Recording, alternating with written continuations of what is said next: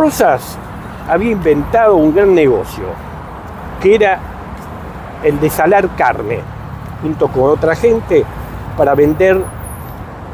¿El negocio que inventa Rosas? Sí, con otros, con Terrero, Lavardés y Inventa Rosas, se dan cuenta del negocio que... Son los primeros saladeros. Claro, para venderle carne, para alimentar a los esclavos de Brasil, de Cuba, de las islas del Caribe.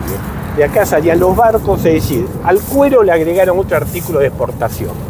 Pero en esa época de gran desarrollo textil, con la revolución industrial, hay otra actividad importante, que es la cría de ovejas, que Rosas no la ve con interés, porque dice que le puede arruinar los campos, los pastos para el ganado. Y sí la ve Urquiza. En Entre Ríos. En Entre Ríos, que después se expandirá a Buenos Aires. No debe haber una sola oveja en Entre Ríos hoy, ¿no? Hay, no ¿Sí? conto como antes, pero hay. Pero, ¿qué pasa con la oveja? Además, está la cuestión del flete. Competíamos con ventaja con Australia porque las distancias eran mucho menores. Entonces, la oveja, hasta 1890, fue el principal artículo de exportación de la Argentina. Okay. Fue como la soja hoy. La carne, frigorífico, recién empieza a fines del siglo. Hay ya exportaciones, las primeras exportaciones de carne congelada de la época de Avellaneda. Hay buen desarrollo en la época de Roca, Juárez Hellman, pero el gran boom empieza a fin del siglo y principio del siglo XX. Y lo mismo como productor de cereales, nosotros nos empezamos a abastecer en la época de Avellaneda, pero como gran exportador es también a fin de siglo. Entonces la lana tiene una gran importancia para abastecer, y las crisis, y la salida de las crisis estaban vinculadas al precio de la oveja, y si había una crisis económica que hacía que se vendiera menos textiles y entonces se exportaba menos lana. Eso fue muy importante. Bueno, Urquiza la vio. También vio la importancia de la educación, muy indiferente. Él siempre con el argumento del gasto militar, por las distintas campañas que los franceses, que los ingleses, él no le sacó los fondos al colegio secundario, lo que hoy es el Nacional Buenos Aires, sacó los fondos a la Universidad de Buenos Aires. Urquiza fundó un colegio de la Concepción del Uruguay, que además con edificios que formó a la clase de la generación del 80, ¿no? La generación del 80. Becó a jóvenes del interior, como ha dicho Rivadavia. Toma mucho contacto con exiliados políticos de Europa, que después eran los docentes de su colegio, sí, pasan por el país. Y ahí viene gente como Larroque, como Amadeo Jacques, el primer que fue rector del Nacional Buenos Aires, que lo menciona en Juvenilla, claro, de Cané, sí, los Paul Grusat, todas esas generaciones empiezan a venir en la época de Urquiza. Entonces él toma interés de lo que está pasando en el mundo. Lo vemos en su Palacio San José, que es el primero que incorpora agua corriente. Impresionante, ¿no? Impresionante. Que del Paraná, del Uruguay sería. Del Uruguay. Es decir, un hombre, y hace muchos emprendimientos y fomenta los... Es más, poco antes de morir había firmado un contrato que se frustra por su asesinato para traer 100.000 colonos catalanes, porque iba a dividir todas sus tierras para Buenos Aires. Él tenía, a ver... Era un negocio el colono, ¿no? Era como una especie de alquiler, negocio, ¿no? Pero además él decía... No era el concepto peronista de colono que se queda y que después se queda en la tierra. Así es. Pero además, ¿cuál era la idea de Urquiza? Algunos creían que a Buenos Aires había que enfrentarla a tiros, ¿no? Y no se dan cuenta que era imposible. Los Chacho Peñalosa, los Felipe Varela, que venían de provincias muy pobres. Es imposible. Urquiza dice, para equilibrar a Buenos Aires hay que desarrollar la provincia. Por eso hace el contrato con los 100.000 colonos.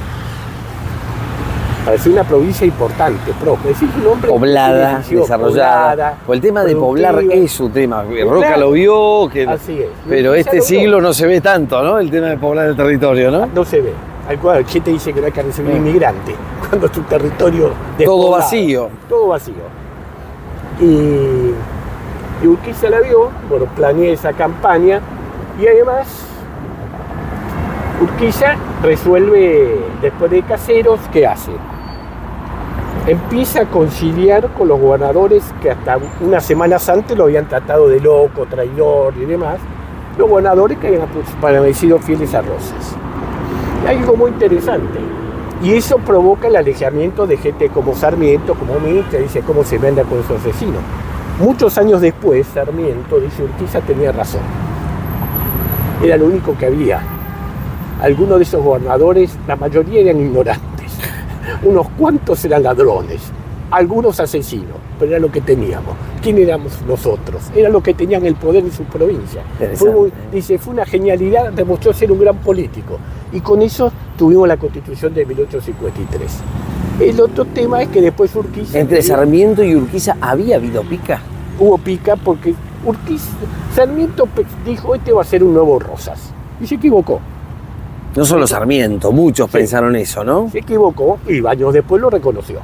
Se equivocó, él creía que iba a ser un nuevo Rosas. Entonces se vuelve a exilar, se vuelve a Chile. Al año y medio ya vuelve a Buenos Aires y está en el sector de los duros. Tan duro que después de Pavón dijo: bueno, a Urquiza hay que mandarlo al exilio, a la horca. Bueno, 9 años después lo visita, es cuando dice: ahora me siento presidente, tengo una horca. Urquiza lo apoya, pero está bien. Y después de su fallecimiento, vamos a ver, en una tartina de Casa Avellaneda, él dice: fue un gran general y un gran político. ¿Y vos cómo lo definirías a Urquiza? Bueno, Urquiza fue un hombre de un gran patriotismo que no está suficientemente valorizado, porque además él se sacrificó por la unidad nacional. Él, allá por 1864, Solano López le propuso una guerra contra Buenos Aires, donde le decía que armara con Paraguay, la Mesopotamia, eventualmente Uruguay, un solo estado, que Urquiza fuera el presidente y le iba a ser el vicepresidente de Urquiza. Y eso no lo aceptó. Por eso él se sacrifica por la unidad. Urquiza se da cuenta que sin Buenos Aires la Confederación era muy pobre. Hay un ejemplo muy concreto. Urquiza quiso hacer el ferrocarril de Rosario a Córdoba. No lo pudo hacer. Le preguntaban: bueno, con esto, ¿con qué lo va a pagar? Está bien, un empréstito, bueno, una concesión privada, sí, pero queremos una garantía de rentabilidad. Cuando vino la unidad nacional y Mitre planteó el ferrocarril de Rosario a Córdoba, enseguida logró la concesión, porque sabían que había fondos para cumplir. Una mirada empresarial, ¿no? Entonces Urquiza se dio cuenta que sin Buenos Aires era imposible, estaba muy pobre. Los senadores cobraban muy poco, los diputados y con atraso, la administración pública con atraso, no pudo organizar un ejército, no quiso organizar la justicia federal. ¿Cómo es la relación de Urquiza con Rosas? No sé si se han conocido, hay gente que no hay ninguna conocido. Hay una correspondencia. De Urquiza le habla el general Echagüe, que era también abogado y doctor. Hombre de Rosas, ¿no? Hombre de Rosas. Sí, había sido hombre de Santa Fe, de Estanislao López, que después fue senador en la época de Urquiza, marcha al exilio con Rosas, pero después vuelve.